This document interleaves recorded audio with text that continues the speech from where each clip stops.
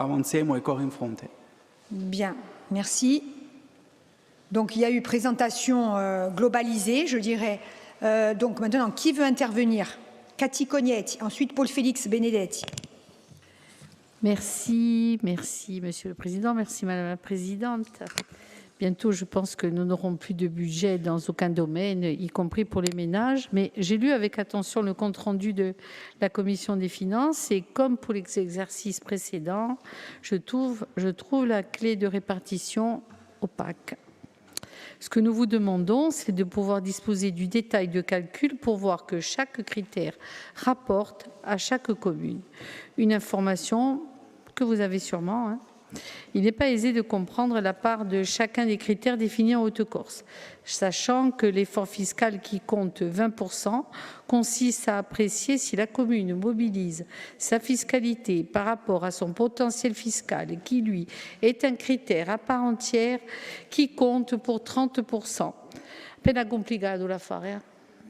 Alors, ce serait donc une capacité de prélèvement par rapport à une référence nationale.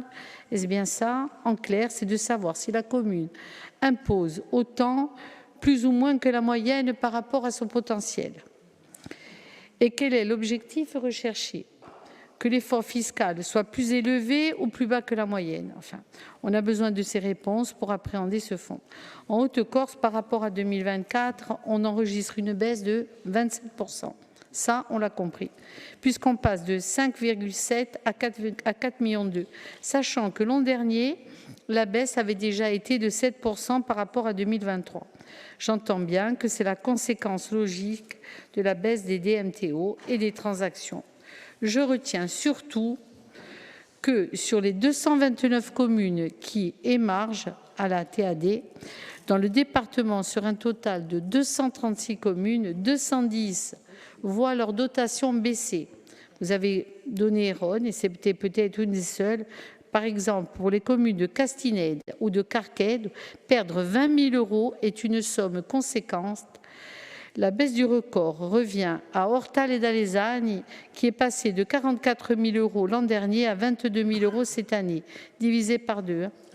Comme tous les ans, depuis 2018, il est précisé qu'une réflexion est en cours sur de nouvelles modalités de répartition, en harmonisant les deux fonds pour l'ensemble de la Corse. Là, je suis d'accord, il faudrait vraiment obliger l'État, puisqu'un échange plus poussé semble avoir lieu cette année avec une réponse du préfet qui considère une réponse législative s'impose, tout en annonçant une première réunion avec la DRIFP. Je pense qu'il faut s'y engouffrer, vous avez raison, pour engager cette harmonisation. Et surtout, s'il vous plaît, nous donner une simplification. Ce fonds de péréquation est un exemple révélateur de l'inflation et de la complexisation des normes auxquelles sont soumises les collectivités locales. Et s'il n'y avait que ça, en termes de complexification et de raréfaction des fonds, je vous invite à engager le financement d'un projet d'eau et d'assainissement. Lorsqu'on vous dit que le financement peut atteindre 90%, c'est un chemin semé d'embûches. Tout n'est pas acquis. En général, c'est 50% l'agence de l'eau, 20% les fonds verts, 10% la CDC pour arriver à 80%. Et pour atteindre les 90%, il faut une dérogation préfectorale qui reste l'exception, que le reste à charge de la commune ne soit que de 10%. Voilà où nous en sommes et la réalité des communes qui voient aujourd'hui leur TAD baisser, versé au titre de la péréquation. Alors, vous l'aurez compris tous, il y a beaucoup d'élus dans cette